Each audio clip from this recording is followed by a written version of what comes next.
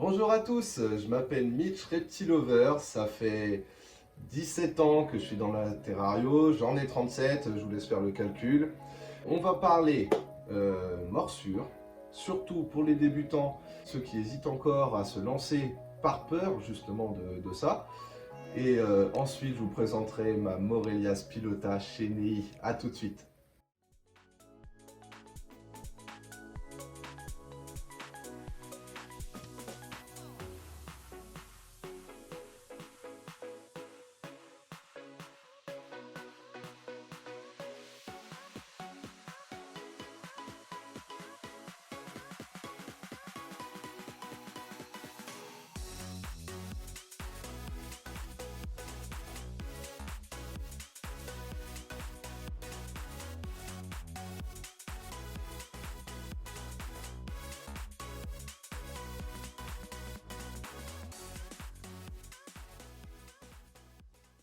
Donc la morsure.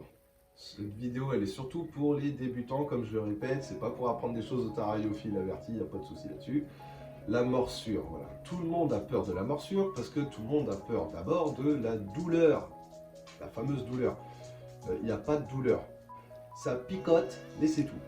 Les dents d'un serpent, elles sont faites pour agripper la proie, pour éviter que la proie s'en aille. Elles ne sont pas faites pour le tuer.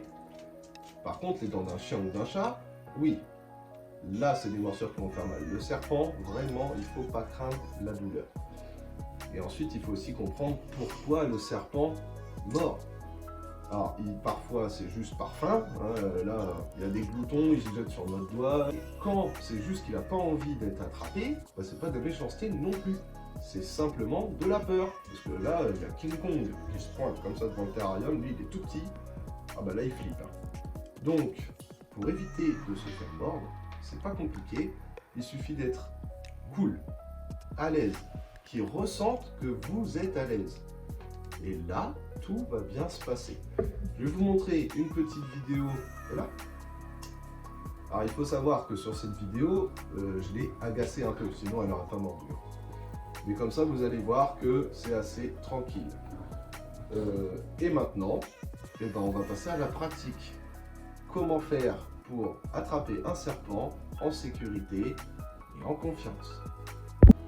Alors, moi, je vais expliquer ma méthode à moi. Je ne dis pas que c'est la meilleure. Donc, premièrement, gel hydroalcoolique.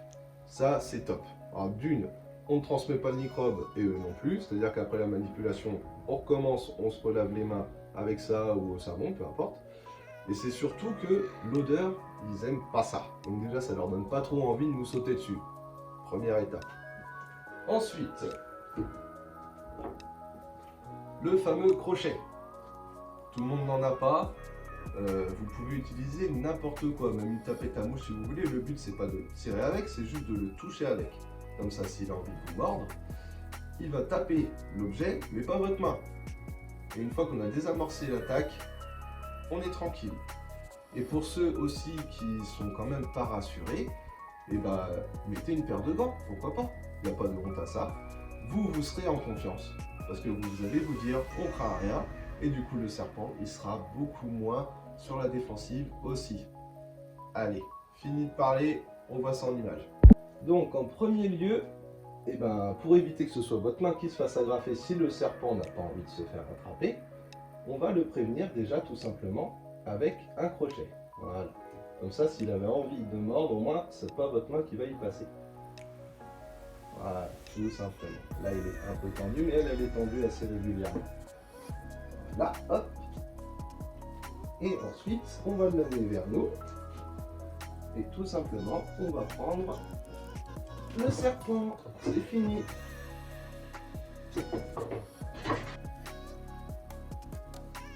Et voilà.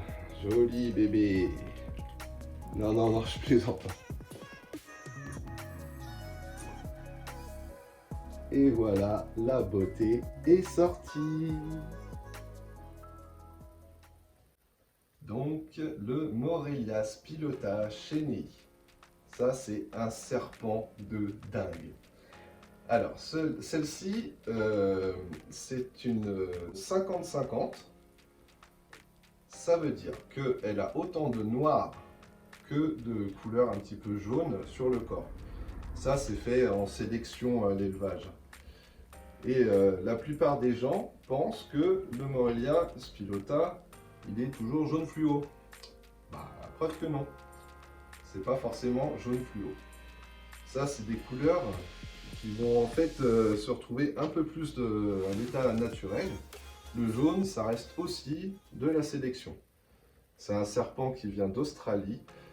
Je peux vous dire que s'il était jaune pétant dans la nature, ça ne serait pas à son avantage, quoi, parce qu'il faut savoir que le serpent, en plus d'être un prédateur, peut aussi être une proie.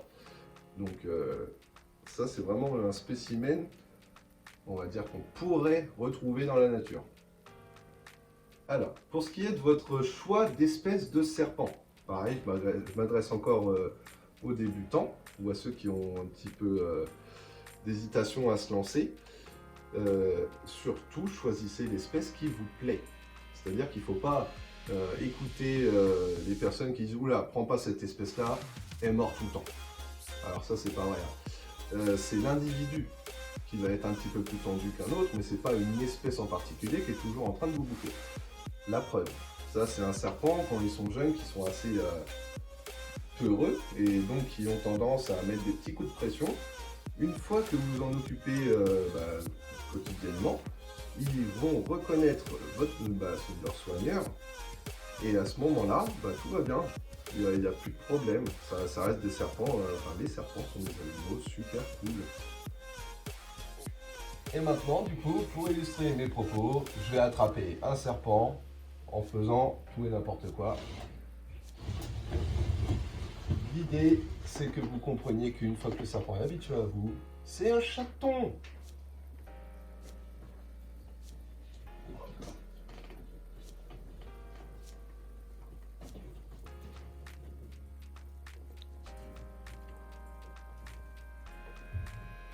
Et quel chaton! Voilà, j'espère que cette vidéo vous aura plu. N'hésitez pas à voter pour moi si vous voulez en voir un petit peu plus. Et en attendant, je vous dis à bientôt et bonne chance à tous les participants.